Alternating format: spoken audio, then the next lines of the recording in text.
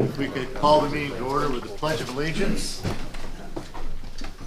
Pledge allegiance to the flag of the United States of America and to the republic for which it stands, one nation, under God, indivisible, with liberty and justice for all. Yes, Jim Milton. Roll call, please. Barr. Here. Giovanini. Here. Eckhoff. Here. Callis. Here. Lee. Here. Kauser. Here. Bradshaw. Here. Cranford. Here. Howard. Here. Willie. Here. Thank you. On our first part, we have the consent agenda with 3 items. I would motion acceptance of the consent agenda. Motion by Kelly. I'll second it. Seconded by Jamie. Roll call, please. Barr. Yes. Giovanini. Yes. Eckhoff. Yes. Callis. Yes. Lee. Yes. Kauser. Yes. Bradshaw. Yes. Cranford. Yes. Howard. Yes. Willie. Yes. Thank you. On the regular agenda, we have committee reports for the Infrastructure Committee. That would be Frank. Okay. I've got to find it. Yep. Oh. Right after the minutes. Here. Use Okay. mine. The Infrastructure Committee met on May 11th, and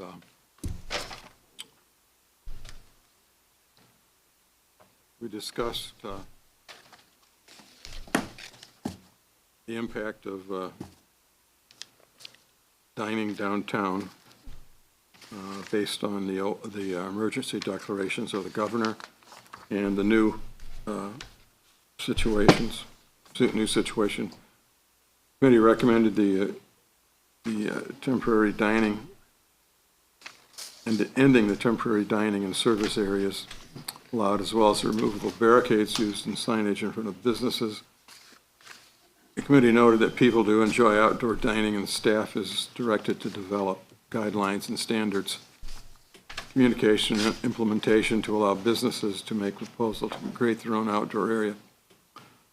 Other liquor license holders utilizing temporary outdoor areas will need to comply with the permitted outdoor area licenses addendum permitted in the municipal code when the timeline is established.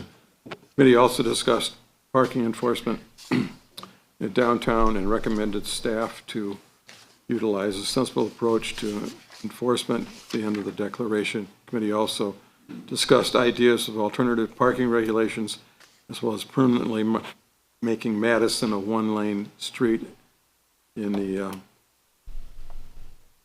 CBD with no final recommendations. Discussion was held on the development of the Rathbun building and the option of a TIF development agreement should a developer present a solid proposal. I think it was the consensus of the committee that maintaining the outdoor dining was a good idea for visitors. Other communities have it, and we need it here to service them. Any questions for Frank? It's under advisement, and we are developing new guidelines to implement, make them as attractive for those that are places that have the ability to do that. I think getting the final one lane from wherever it starts to, is that Plum Street? Mm-hmm. Would be at the top of the agenda. That we have people making, I mean, we try to make it one lane. We've got drivers making 2 lanes out of one. And I think it would be a good idea at some point to get it finally one lane. So we're looking at marking and striping and different things to help facilitate that. Okay.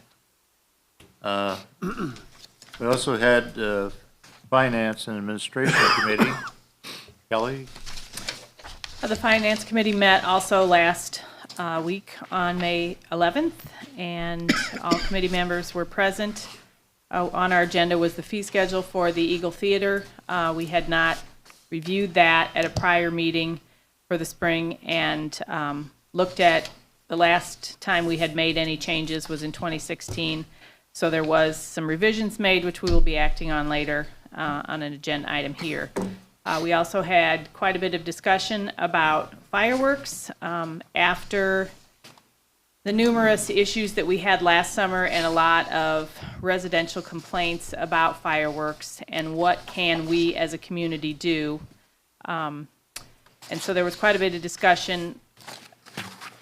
If people shoot off fireworks, by law, the state requires them to have a permit that has been given by their local communities. We do not have any permitting, and so technically, people should not be able to purchase those fireworks unless they have a permit, although we have in the past allowed transient merchants to set up and sell. We haven't, no one apparently in the state, according to Mr. Wolford, really does anything with permitting. So as a result of the conversation, we have decided that our recommendation is that we not allow the transient merchants to set up here and give people the ability to easily purchase fireworks that they would then shoot off. That doesn't stop them from going somewhere else to do it, but it's really the only avenue we have to not have as much potentially problem fireworks at night. But we will be acting on that as well in a later agenda item. That was it. Thank you. Moving on, one of the items we came out with was the fee schedule at the Eagle Performing Arts and Conference Center. Jim, you want to? Sure, as Kelly advised, earlier in the year, we had gone through a fee schedule update with all the other fees. This one did not get looked at until recently. In doing so, there were, staff made several small recommendations for change for ticketed events and rentals at the Eagle, which are in your packets. And those new fees are on there. They're, like I said, they're not large increases. It was just something to help differentiate the burden. The cost of staffing is higher, and when we have events there, as well as cleaning the building and linens, getting those taken care of by that service as well. So all those things have gone up, and we hadn't made any changes since 2016. If you've had a chance to look those over, like I said, they're really moderate increases, but necessary. And we'll need a motion to approve those. Also moved, acceptance. Motion by Second. Mr. Callis, second by Barb. Roll call, please. Giovanini, Yes. Eckhoff. Yes. Callis. Yes. Lee, Yes. Cowser. Yes. Bradshaw, Yes. Cranford, Yes. Howard, Yes. Willie, Yes. Barr. Yes. Thank you. Moving on, we have an ordinance on fireworks. Does Alan want to? I'll have that one.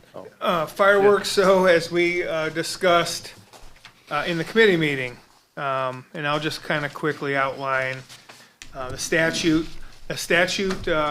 State law says that it is illegal to sell consumer fireworks, and a quick definition of consumer fireworks are all those things in the tents that you saw over the years, minus poppers, snakes, sparklers, and those kinds of things. Those are called novelties, but the rest of those are called consumer fireworks. They have to be certified by the Consumer Product Safety Commission, and there are a number of those things that are just flat out illegal in Illinois, such as bottle rockets, firecrackers, those types of things.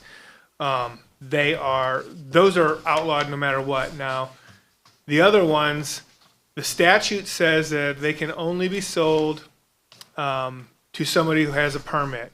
And so the state fire marshal's office is responsible for licensing vendors only. But they also have administrative rules that say, once they've licensed a vendor, that a municipality, if they're going to allow them, has to have a system of permitting, which would require the fire chief or his designee to have a system of permitting where the application comes in. The fire chief then has to inspect the area in which they're going to be displayed. And that has its own host of things. 200 feet of clear, non-burnable space can't be within, a property line can't fall within there as well. Well, would be pretty hard to do in the city with those parameters. And then, so that part of it, where the fire chief then has to do the permitting, we went to a class and we asked, and the state fire marshal said while lots of places may have what the state says in their ordinances for permitting, no fire departments ever actually issue any permits. Or one, to take on the liability of saying that it's okay. And two, they also had to do training. Like if you were gonna buy them, you have to go get this class from the fire department, and a lot of unfunded mandates that the state put on local authorities. And like I said, no one in the state does it. So in the discussions the options are one of two things, really. You know that these tents can't sell these fireworks to your citizens, so you're either making your citizens violators and you're just turning a blind eye to it, or we needed to pass an ordinance to prohibit the sale of consumer fireworks by transient merchants. And so we drafted an ordinance that would do that, and it's based off of Peru, Illinois' ordinance to make it a violation to sell. We wouldn't issue any transient merchant permits to anyone to sell fireworks. State law does allow municipalities to regulate the sale of fireworks in their communities. And it also would not allow in a non-permanent building to sell novelties. So like where you're getting those now, the snappers and the snakes at Walmart, Dollar General, those places, they can continue, but the tents would not be able to do that. And it sets forth a violation of a regular ordinance violation in this ordinance for the possession, the sale, the use of consumer fireworks. That's basically the outline for you to decide. Any discussion? That we've had quite a few conversations on this subject for several years. Last year it was rather loud for about a week around the 4th of July and beyond. So, and I would say that we all know that prohibiting fireworks sales in the city is not going to stop them. As a matter of fact, there's a map that if you look at all the cities that have prohibited them, the tents are set up just right outside the communities. And so that's a probability that would happen. It, however, does put the council in the position that they at least took the stand to know that they can't be sold and to actually prevent them from being sold in the city. okay. So we need a motion on the ordinance. I so move. Motion by John Willie, seconded by Jason Lee. Roll call, please. Eckhoff, Yes. Callis, Yes. Lee, Yes. Cowser, Yes. Bradshaw, Yes. Cranford, Yes. Howard, Yes. Willie, Yes. Barr, Yes. Giovanini. Yes. Thank you. Moving on, Chris is going to be enlightening us on some tuck pointing. Thank you, Mayor. During our budget meetings, we discussed some of the maintenance issues that need to be done at the old City Hall building, one of which is tuck pointing. We had Abraham Masonry look at the building, and the portions of the north and southeast side of the building are in need of tuck pointing. and they gave us a quote for $9,695 to complete that work. And we seek approval to enter into agreement with them so they can begin working. Well, it certainly is necessary, so It's not a new building by any means, so It was a budgeted TIF project. it was a budgeted money. it Yep. is in the TIF, so it's budgeted for. No other people bid it, is that correct? They're the only ones, locally that work on it, that do our tuck pointing. That's who we use. So we didn't really put it out for bid. I would motion acceptance of the bid from Abraham Masonry. Motion by Kelly, seconded by John Willie. Roll call, please. Callis, Yes. Lee, Yes. Cowser. Yes. Bradshaw, Yes. Cranford, Yes. Howard, Yes. Willie, Yes. Barr, Yes. Giovanini, Yes. Eckhoff. Yes. Thank you. Thanks, Chris. Vermillion Street Sidewalk Maintenance bid award. Brian? As part of our 2023 right-of-way maintenance program, we opened bids last week for Vermillion Street sidewalk maintenance. We had 3 contractors submit bids for this program. H.J. Epple and Company was the low bid at $111,577.50, and we would recommend award of this contract to H.J. Epple and Company. Brian, remind me of from where to where on Vermillion we're doing this? From Lincoln Street to South Street. Okay. 1, 2, Basically from the prison 3 north blocks. 3 blocks. Okay. It'd be, the first block will be both sides, and the next block will be on the west side. What did we anticipate? The cost estimate to be? was just under $141,000 with Yeah. a budget of $150,000. I was thinking, that's what my recall was about that. I motion acceptance of the bid from Epple. I'll second it. Motion by Kelly, seconded by Jamie. Yikes. Roll call, please. Lee, Yes. Cowser, Yes. Bradshaw. Yes. Cranford, Yes. Howard, Yes. Willie, Yes. Barr, Yes. Giovanini, Yes. Eckhoff. Yes. Callis. Yes. Thanks, Brian. Right-of-way utility construction. Is that, Alan, you want that or me? I can do that. Okay. We sent out our draft permit language, and we've got a little bit of pushback from a couple of these. Pardon? We've got a little bit, we sent out our right-of-way permit form and have some pushback from a couple of the entities because it was pretty one-sided. One of the comments was, I guess technically, even though other communities charge a fee, we're not supposed to, under the Telecommunications Act.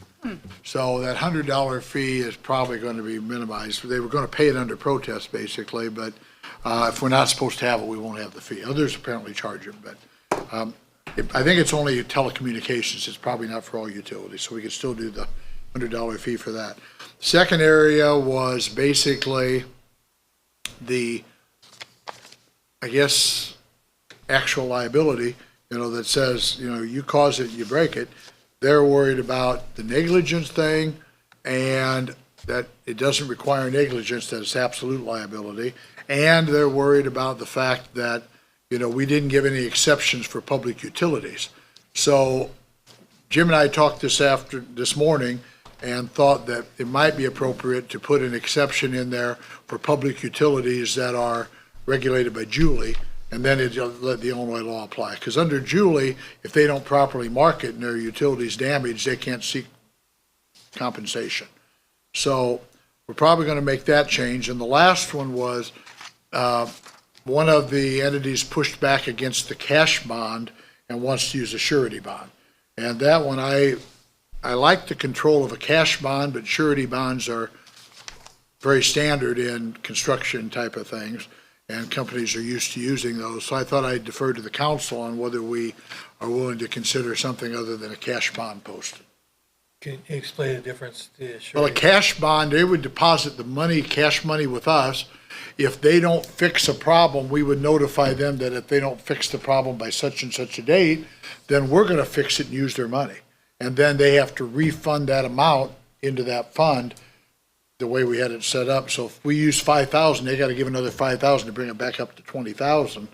And then if they don't do that, we just put a stop work order and say you can't do anymore until you do what you're supposed to do.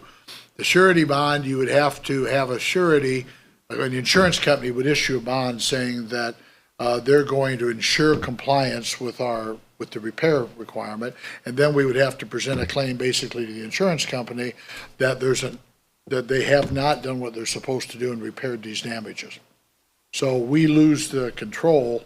I mean, it's very common in construction. Brian, deals with performance bonds and surety bonds all the time. And we learned the Illinois Municipal League actually has a model ordinance that we're going to consider in the future for utility work and rights of way. It's like 20 pages long. There's a lot to it. And it was more than we wanted to try to hurry through the council. But that ordinance gives you the either or option of surety or cash. I personally like cash, but I think in commerce, surety bonds typically pass in commerce pretty well. What we don't want to do is have a property owner that has damages to, say, there's sewer line, which probably the most common thing that would happen, that has to either take care of it themselves or make an insurance claim on their homeowner's insurance, then the homeowner's insurance folks have to go work with these folks. We want them to just be able to report to us that there's an issue. We go to the contractor and say, hey, there's an issue here. Your boring services caused that damage and you need to repair it. And you have 30 days, or I think we put 30 days in there, maybe 2 weeks to get work on the repair. And if they don't, then we say, hey, we're going to address your bond. So we filed the complaint on the bond. well, we would if we would be, If, well, I mean, we're the ones that are holding the bond because we're the security. But we would say they didn't conform with the permit. The bond is basically to assure their performance with the permit. see. I mean, it's much, much easier from our perspective if we had cash, because we simply are holding the money and we just say, hey, we got a contractor said it's going to take $4,500 to repair this. You haven't repaired it. We notified you of it. We're going to use the $4,500 of the fund. And then our ultimate hammer is we terminate their right to do this boring. We just say there's a stop work order. And even if we came into a problem with the surety bond, we would probably issue the stop work order. One of them didn't like that idea, but I'm not waiving a stop work order. We've got to have the ability to say, hey, you can't do this anymore if you're causing damages and aren't repairing them.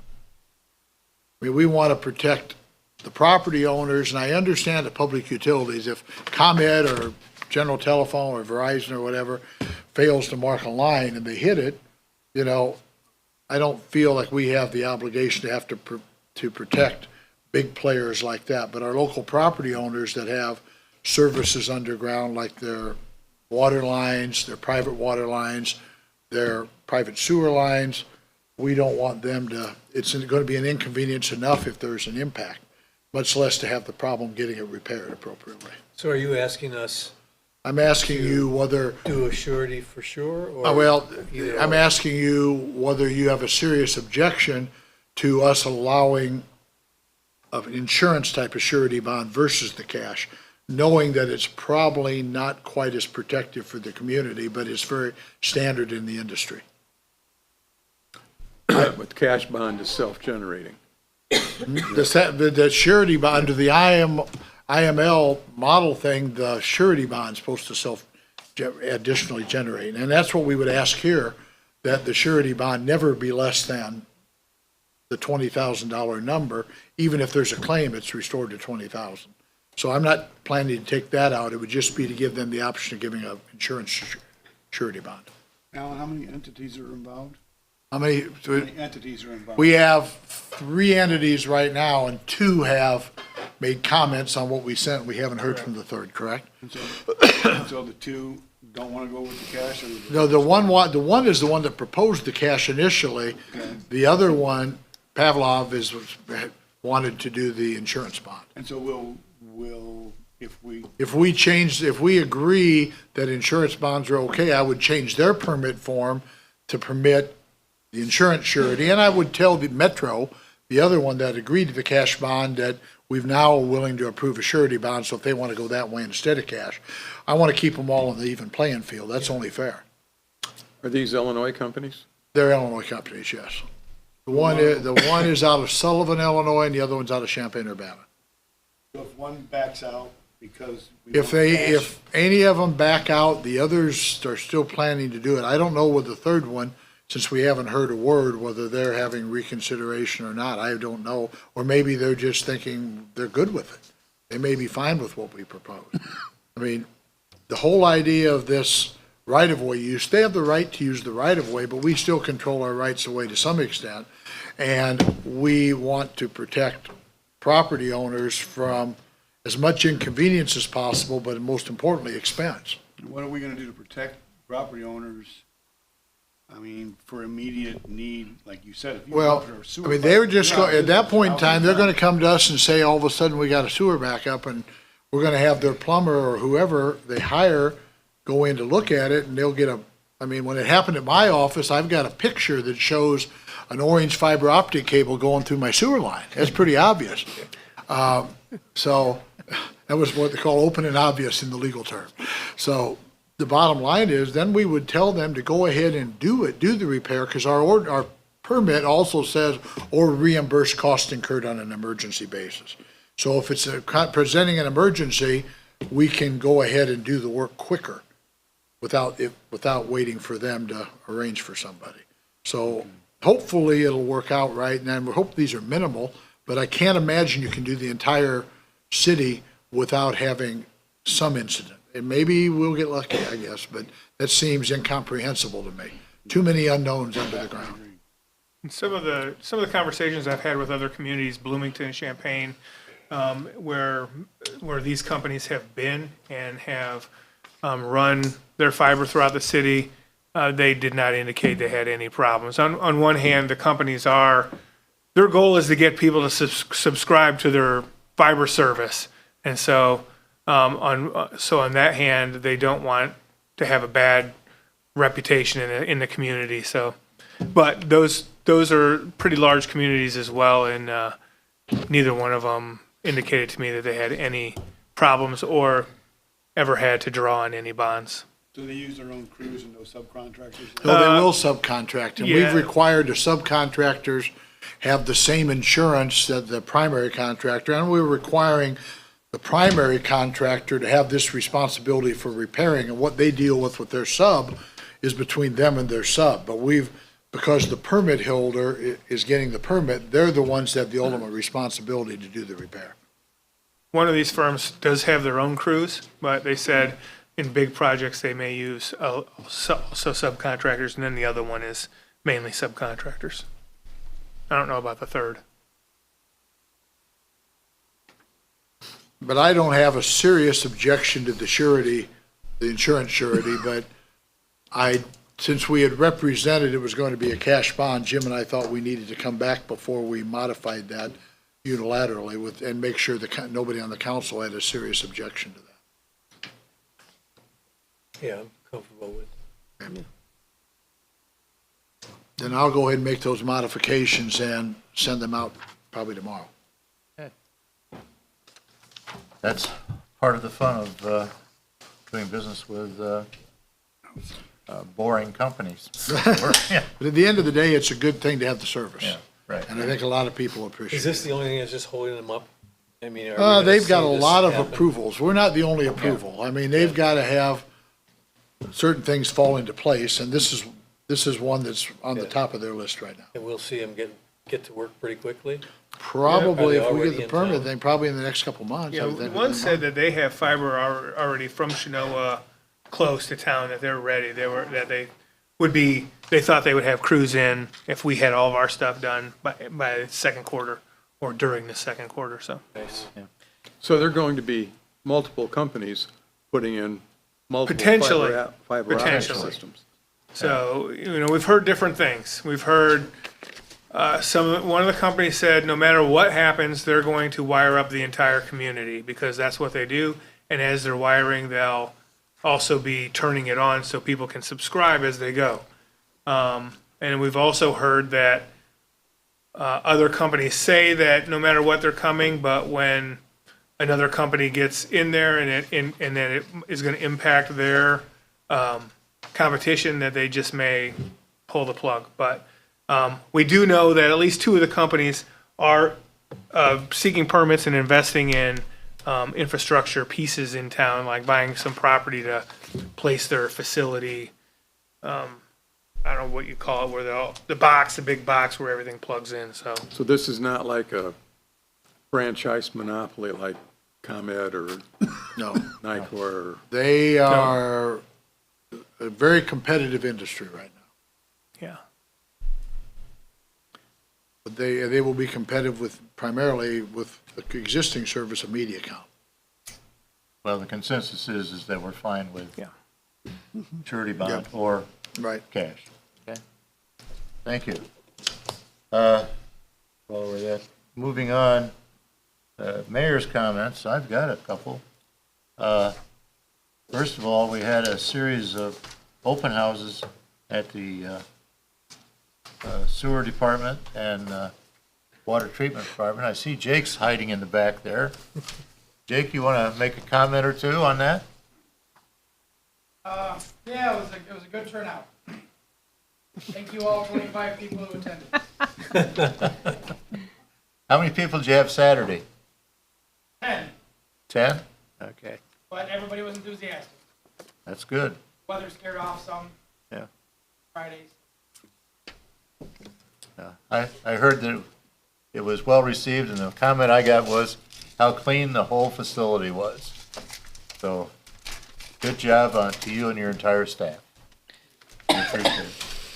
Also, this past weekend was Lori's Day for the parks. A lot of planting and cleanup and everything, and some planting downtown.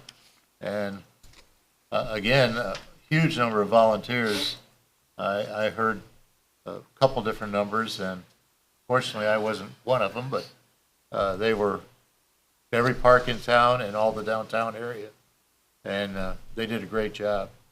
I think this is the second annual or third time. Second. Anyhow, it spruces everything up and brings a lot of life to the parks. Another comment to make is coming up on May 26th is National Road Trip Day. And Pontiac has been designated as the kickoff spot for this. Got nice little brochures here, and Liz Vincent has been putting this out heavily on all the web pages. This is an annual event. Last year, the road kickoff was, I believe, in New Mexico, and it's just a great honor, and it'll be a lot of people coming through this area to kick off their travels onto Route 66. So we're really looking forward to it. Other than that, we're in a while we'll have need of executive session. So till we get to that, city council comments. Anything new and exciting on the council? Yes, Frank? I'll bring up my usual topic, the Stillwell building. Well, I haven't heard anything directly. I don't know if Dave has gotten any permit. Dave told me that, I don't think a lot has changed since the last meeting, but, he did say that they indicated they are going to put some kind of a barrier up on that, and that should be happening very soon. So, and I think he said he had the final, Plan? yeah. I know he has the final plan, but they haven't implemented it yet. All right. It is going to happen. And Well, it's I'll make a note to myself to give their attorney a call and see if I can get any update from that. It's getting a little long in the tooth, and it looks like Yeah. it could be dangerous. especially with the splash pad opening soon and things like that. And the weather's getting better and people are out and Yeah. Seeing it. Yeah. I heard there was individuals over there. It seemed like some, professional people outside there. I don't know. Somebody told me they saw someone there yesterday or the day before. Well, I think they were trying to get numbers, so it's likely people that are looking at the work. Yeah. And I don't know, don't be surprised if you don't get ultimately a formal contact with some TIF. Yes. Oh, well, yeah, we anticipate that too, yeah. I think so. So I think that's probably going to be a precursor to something actually happening. They probably won't make a commitment on which direction they're going until they communicate with the city officially. Okay. City Administrator. Just echo a beautiful Mother's Day. Downtown looks amazing. A lot of the Lori's Day folks and some business owners did some great planning down there, and I don't know, maybe we could replace Jim for planning. Maybe not. But I do got to thank him.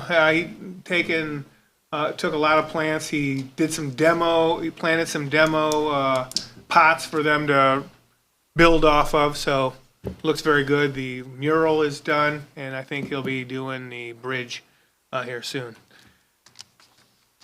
Very busy golf weekend. That is looking good too. That working with the Elks in providing some early morning beverage services is going very well. And some thanks to Taylor for getting all that done. And junior baseball is underway, and he has not been ejected from a game yet, so that's good. And actually said that junior baseball has been going very well. So, and I've heard some people talking that it's a good thing that we're able to keep it. Other than that, that's all I have. Good. Public comments, I'm sure we have a few we've heard about. You just speak into the microphone, state your name, and My name is Stephen Staley. I live at 615 South Pearl here in Pontiac with my wife Tammy. I'm standing here tonight firmly opposed to this solar project that's being proposed for our city. I think it'll be a disaster. For those that don't know, I'm going to give just a quick short overview of what's going on down here. I've spoke to many neighbors, and they many got certified letters, many didn't. It was addressed as 101. That actually, and a Google address is at the corner of Water and Pearl. So we're in confusion maybe a little bit about where this was really going to happen. And as it turns out, it's across from my house. I mean, literally out my kitchen window.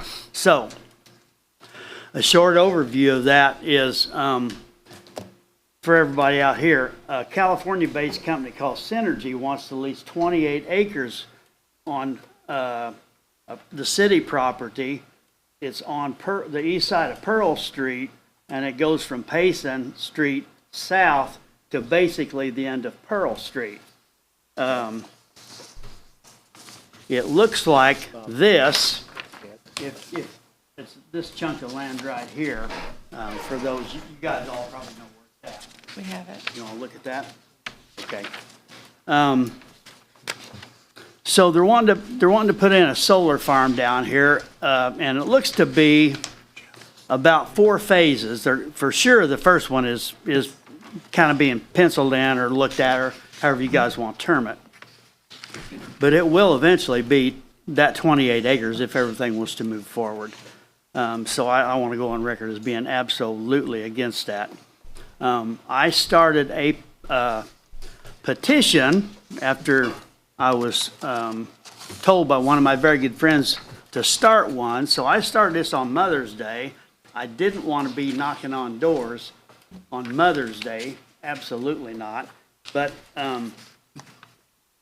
I thought this was going to be voted on tonight, so I was under the gun.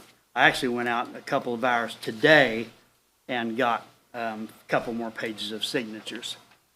But as I went to the city hall to have these sent to everybody involved here, I was informed that it wasn't going to be voted on tonight. So I kind of got the engines restless and got everybody involved to come. And so the opportunity's here, and it was best to go forward, I think.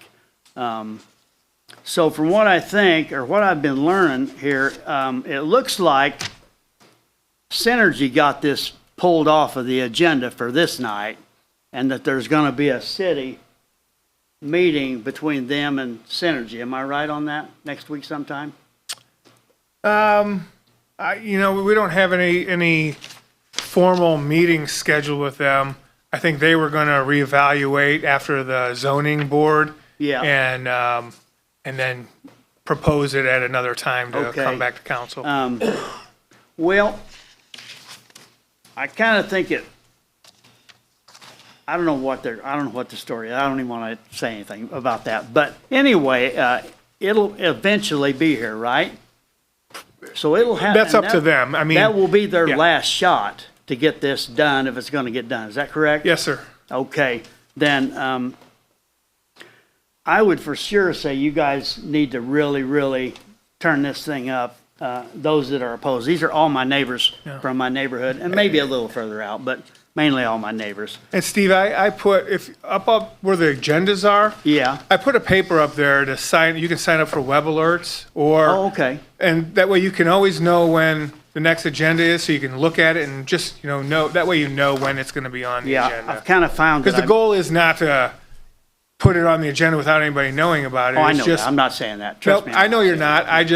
Because it wasn't tonight, I thought I would at least give those directions Yeah, on how to yeah, sign up for those yeah. alerts to make it easier. Well, I kind of had my momentum going, Sure. had the expectations, and then as it turned out, and I don't have any problem with that, not really. I mean, a little disheartening, mainly because I'm not a public speaker. I'm not a person of government, if you will, and so I'm way out of my comfort zone. I'm retired 5 years, and so this just isn't me. But where I live, there's a lot of old people, a lot of sick people, and they need somebody to stand up for them. So here I am. I'll throw out I'm not going to stand up here all night. I'm going to throw out a few reasons of why I think this is just a disaster. First of all, the first chunk of it is going to go outside my kitchen window. That's a kitchen window I've looked out for 22 years at all the deer and the wildlife and the turkeys. We feed the animals, blah, blah, blah. And so that'd be replaced by an ocean of plastic from China. That is the bottom line. But I'm not doing any favors when I say that, and I'm not trying to. But it would definitely destroy the view. It will destroy our harmony with the nature down there. Everybody's had deer running around the streets and in the yards and, turkeys. I feed the turkeys every day. And so it's a different world than out here, so to speak. And we don't want to lose that.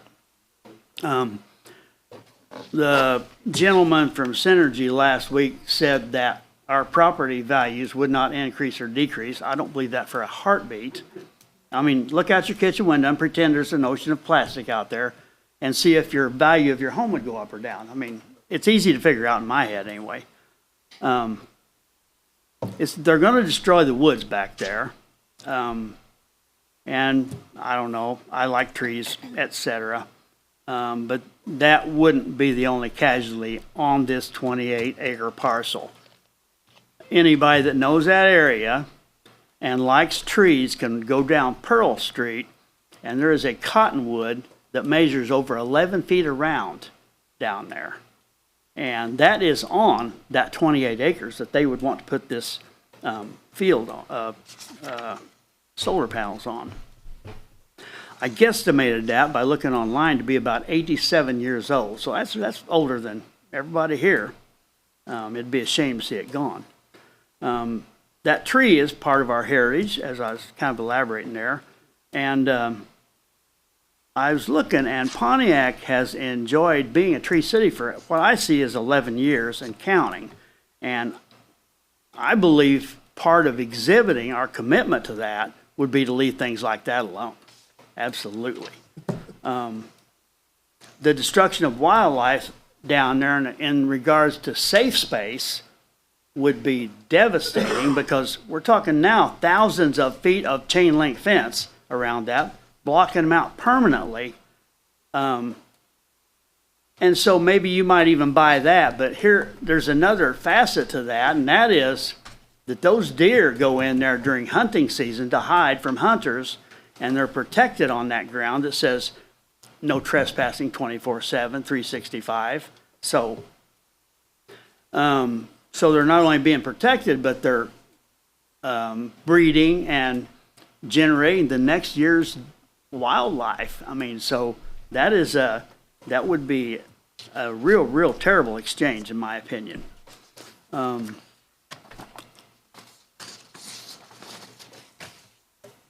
I think that this project has a very real possibility of being an environmental disaster.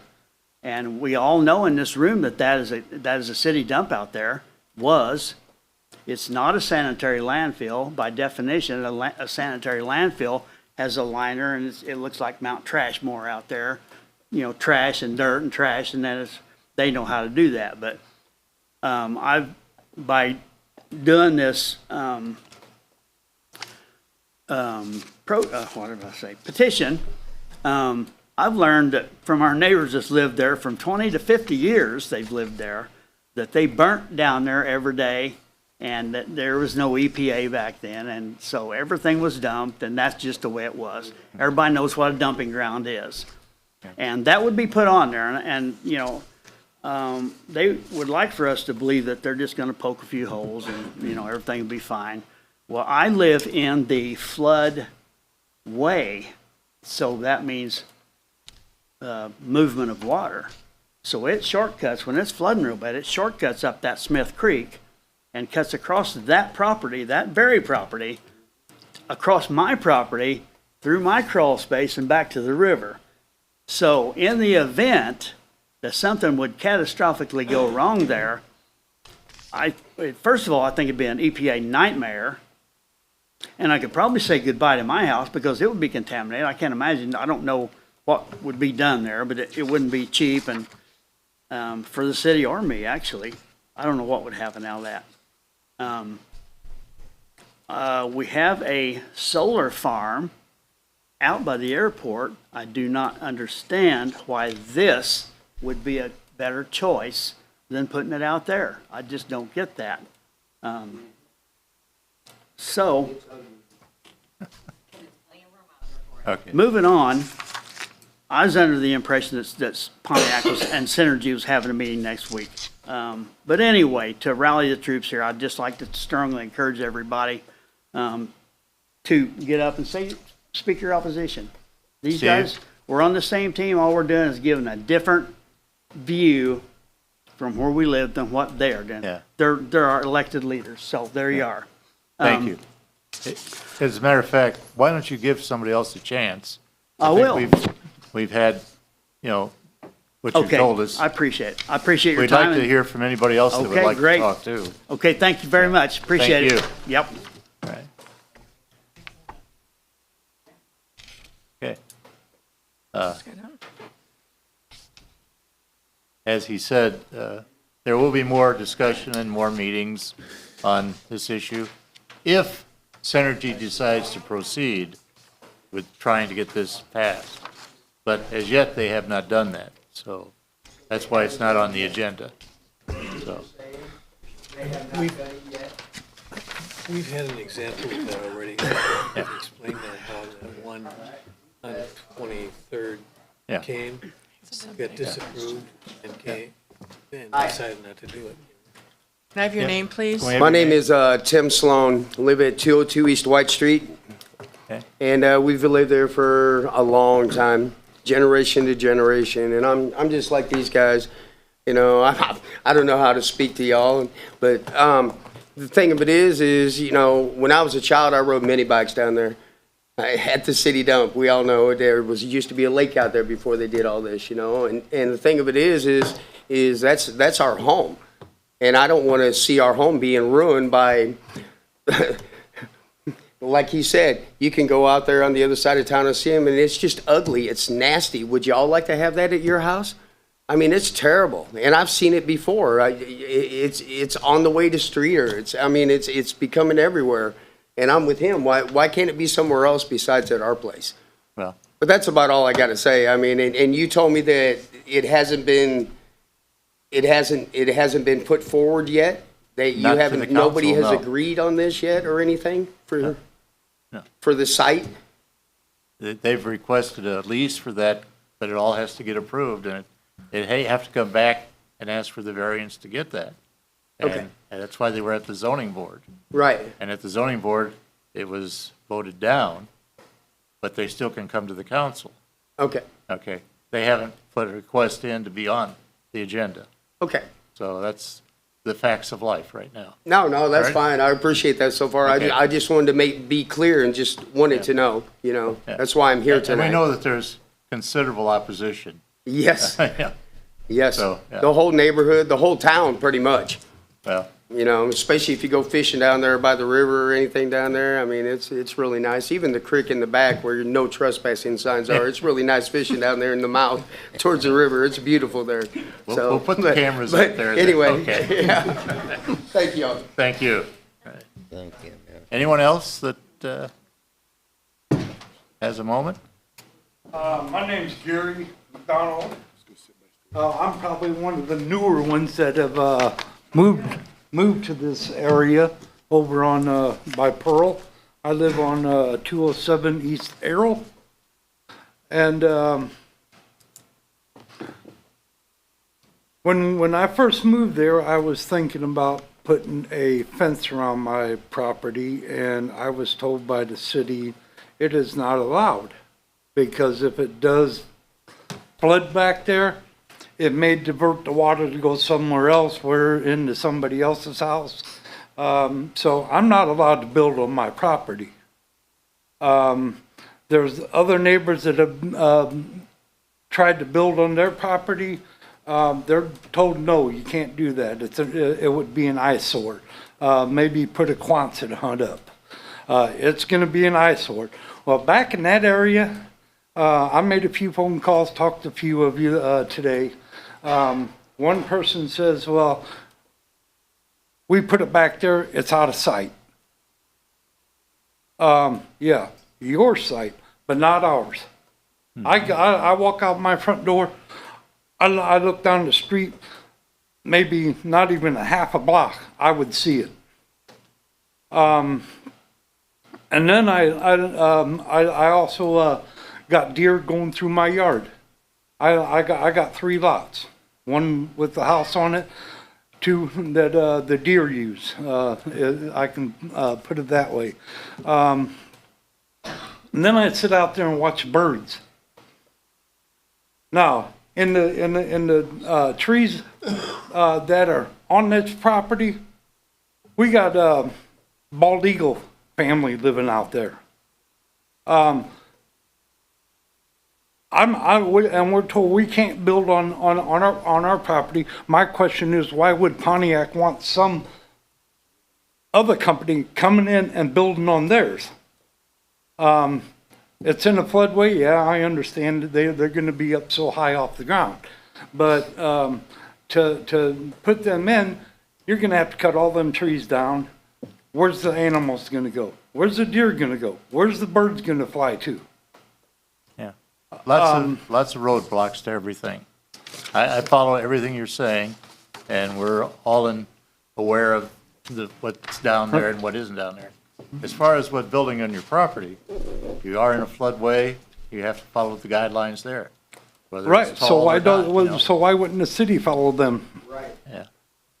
Well, we will follow whatever the guidelines are to the utmost. We're not gonna do anything that we wouldn't allow you to do. So that's just the fact of life. So that should say no to the project right there. Well, it doesn't say no to the project, it's just no to doing that it area. in a half-assed manner. Or, I mean, I shouldn't have said that, sorry. Yeah. I won't put Means it down. it will be made, done in a relative manner that's conforming to all the laws and ordinances that are available to us. Okay, and now, let me ask you this question. This company that's trying to do this, they've already been booted out once on a different property. Why would the Pontiac want them to come back? I don't know if that's accurate. Yes, it is. They, on the north side of Redwood Manor. Yeah, that wasn't this company. No. This company is the same company that did the airport, the 2 airport solar farms. Different outfit. Okay. Yep. I heard it was the same company. I just heard it was the same company. Yeah. But, you boot one out and say no to it. Why even bother with another one? Different people have different thoughts on that too. But we appreciate your comments, and I'm sure you made a good point to everyone. With that, we do need to go into executive session, so you have about 2 minutes of final comments if anybody's so inclined. If not, I will. We need a motion. Okay. My name's Ole Hami. Although I don't live in town, my wife has some investment in some property in that area. I think when I heard that at that meeting the other day, they said they wouldn't do an EPA or any studies till after they got it approved. Shouldn't the city do an EPA study or with the Corps of Engineers to see if that's compliant with what they want to do there? I mean, a company's going to, they're going to try to get what they want done to their advantage. But shouldn't you, in order to protect the rights of the people in town, have your own study to make sure that that is compatible for the job there, or for what they want to do? I'm concerned, I guess, basically with all the holes they're gonna break the seal on whatever's on that landfill there. They're gonna be putting a lot of holes in there, and I know they said they drive them posts in, but anytime you got something on a post, especially supported with that, that's going to be vibrating, and the ground's never going to seal around that post that I can see. And anyway, that's a concern I got there. Thank you. Yeah, I follow you, Ole. Thank you. With that, we need a motion. Motion. Yeah. I need to get a motion to go to executive session for property acquisition. I so move. Motion by Bill Callis, seconded by John Willie. Roll call, please. Barr, Yes. Giovanini, Yes. Eckhoff. Yes. Callis. Yes. Lee, Yes. Cowser. Bradshaw, Yes. Cranford. Howard. Yes. Willie. Yes. Thank you. There's no action expected after the executive session. We are going to executive session in about 2 minutes. Well, there's that too.